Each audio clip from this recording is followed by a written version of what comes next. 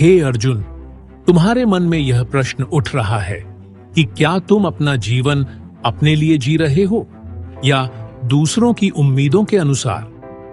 यह विचार बहुत ही महत्वपूर्ण है।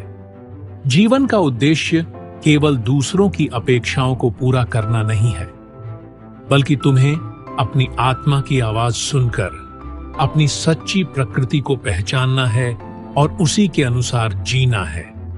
तुमने देखा है कि समाज में हर व्यक्ति के ऊपर कुछ न कुछ अपेक्षाएं होती हैं, घर वालों की, मित्रों की, समाज की, और कभी कभी तो तुम्हारे अपने ही विचार भी तुम्हें यह सोचने पर मजबूर करते हैं कि तुम्हें क्या करना चाहिए। लेकिन यह याद रखो, जिस दिन तुम केवल दूसरों के लिए जीने लगोगे, तुम अपनी आत्मा से दूर हो जाओगे। तुम्हारी असली पहचान, तुम्हारा उद्देश्य क्या है, यह तुम भूल जाओगे। तुम्हारा कर्तव्य केवल तुम्हारी आत्मा की दिशा के अनुसार होना चाहिए। तुम यह न समझो कि दूसरों को खुश रखना ही जीवन का उद्देश्य है। यह सही है कि हम अपने परिवार और समाज के प्रति जिम्मेदार हैं, लेकिन जब तुम दूसरों की उम्मीदों के हिसाब से जीते हो तो तुम्हारी आत्मा भीतर से टूटने लगती है। तुम्हें अपनी आंतरिक शांति, अपने अस्तित्व के वास्तविक उद्देश्य को समझना है। कर्म करो, परंतु बिना किसी अपेक्षा के। तुम क्या काम करते हो, यह अधिक महत्वपूर्ण नहीं है।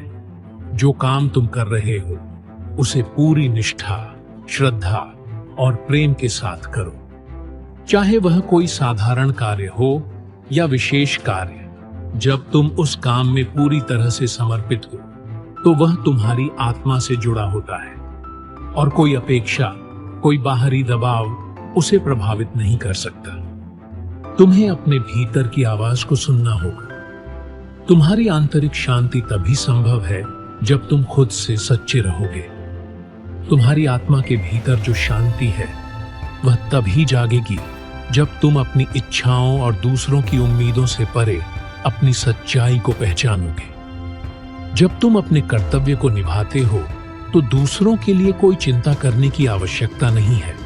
अगर तुम यह सोचते हो कि लोग तुम्हारे बारे में क्या सोचेंगे, तो तुम हमेशा भ्रमित रहोगे। इस भ्रम से बाहर निकलो और अपने कार्यों में पूर्ण रूप से लग जाओ। दूसरों की दृष्टि से अधिक महत्वपूर्ण है तुम्हारा आत्मिक विकास।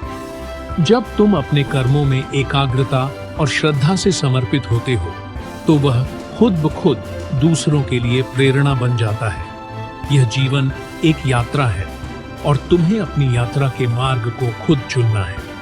तुम्हारी यात्रा तुम्हारी आत्मा की आवाज और तुम्हारे अंदर की शक्ति द्वारा निर्देशित होनी चाहिए, न कि केवल बाहरी दबावों से।